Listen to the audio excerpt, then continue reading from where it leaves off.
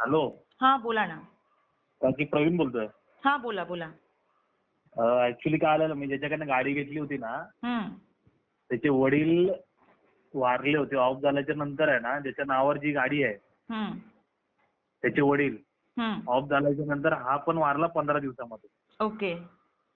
आणि हा जेव्हा वारला, जेव्हा गाडीला झालं तर 2 महिने. हम्म आणि मी पण एका देवऋषीकडनं बघितलं ना, तर त्याची ती हौस पूर्ण नाही झाली गाडीची. त्याने गाडी पूर्ण कॅश मध्ये घेतलेली.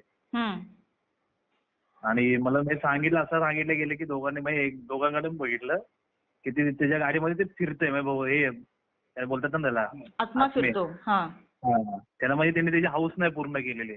हम्म आता लास्ट टाइम कोकणात गाडी गेली होती ना, तर रात्री ड्रायव्हरला पण आवाज आले होते गाडीमध्ये झोपताना, हम्म झोपल्यावरती. आणि आता बरं माझ्या आयुष्यामध्ये एवढं 10 वर्ष लाईन मध्ये आहे मी, हम्म कधीच नाही झालं की 60 ड्रायव्हर मग त्या गाडीवरून उतरले आणि 1 रुपया आपल्याकडे मागितला नाही. 60 ड्रायव्हर बसले, 60 ड्रायव्हर उतरले. हम्म आता पण माझ्या पहिल्यांदा झालंय घटना माझ्यावर. हम्म तो काय बोलतोय, हम्म आम्ही होम वगैरे सगळं केलेलं आहे. त्यांच्या घरात पण फिरतंय ते. वर्ष झालं का? अजून वर्ष नाही झालंय. नाही, आता माझ्या मते हा 5वा महिना असेल, 5वा का 6वा महिना असेल त्याचा. मग ते 1 वर्ष होईपर्यंत ते राहणार खाली बरं का. हा का? त्यांचा जोपर्यंत वर्ष श्राद्ध होत नाहीये ना, तोपर्यंत त्यांचा आत्मा खालीच राहणार. जोपर्यंत वर्ष श्राद्ध होत नाहीये, जोपर्यंत 1 वर्ष पूर्ण होत नाही तोपर्यंत. ठीक आहे. आणि दुसरी गोष्ट, आपण कोणतीही वस्तू घेतो, फ्लॅट घेतो, वास्तू म्हणा, बंगला म्हणा किंवा गाड्या म्हणा, ह्याचं पहिलं बॅकग्राऊंड चेक करणं गरजेचं आहे. स्वस्तामध्ये भेटलं तर आपण काय करतो, लगेच घेऊन टाकतो. मागचं बॅकग्राऊंड पण चेक करणं गरजेचं आहे. बाबा अरे असं असं ह्यांच्या घरात झालेलं आहे. किती दिवस झाले? आता काहीच दिवस झाले. तुम्ही कसं तेच काय झालं अशी मग माझ्याबरोबर. ते 8.5 लाखाची गाडी मला 5.30 ला भेटत होती, मग म्हणून मी आज ती घेतली गाडी. तेच बरोबर, तेच झालं माझ्याबरोबर. असं कधी पण आहे ना, कसं असतं, हे जे बॅकग्राऊंड हिस्ट्री आहे ती चेक करायची असते. जेव्हा अशा पद्धतीच्या जेव्हा घटना घडतात, अशा वस्तू घ्यायच्याच नाहीत. नाही घ्यायच्या. बरोबर आहे. रेमेडी आपण करणार टेम्पररी असणार त्या. तुम्ही किती दिवस, किती वर्ष रेमेडी करत राहणार? बरोबर.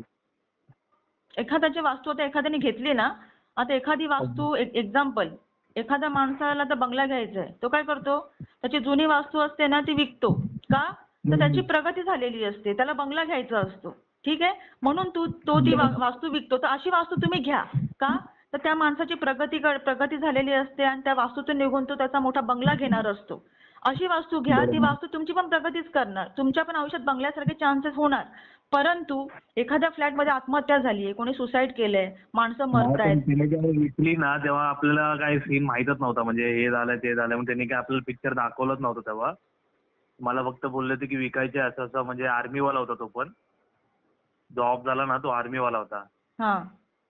मग मला जेव्हा पिढा लागला ना, तर मी इकडे तिकडे बघितलं. नंतर मी त्यांना डायरेक्ट बोललो, असं असं आहे, ते खरं आहे काय? मी ते बोलले हा आम्हाला पण पिढतंय म्हणून. आणि असं तेव्हा तिच्या बायकोने फोडलं पूर्ण सगळं. पहिली गोष्ट मग तेव्हा म्हणजे अशा गाड्या नाही घ्यायच्या. त्या गाड्या बाधित असतात. हे आत्मे पाठलाग नाही सोडत. नाही, भरपूर हीच गाडी आहे 10 वर्षामध्ये आहे ना, या लाईन मध्ये 10 वर्ष मी आहे, पण हीच गाडीने मला भरपूर पिडतात. हरकत नाही. आता वर्ष श्राद्ध त्यांचं होईपर्यंत तो आत्मा राहणार म्हणा खाली बरं का. 1 वर्ष तरी आहे. गरुड पुराणामध्ये आपल्या काही ती गाडी गोष्टी. विकायला काढली आहे. भले जाऊ दे, 60-70 लॉस मध्ये गेलोच जाईल. पण ते नकोच बोललं. काय ते दिवसेंदिवस ते वर्षानुवर्ष ते राहणारच आहे, पिडणारच आहे ते.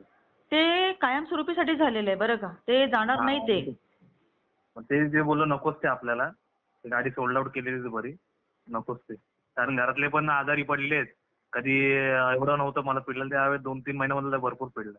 जीवावरती बेतू शकतं. आता दुसरी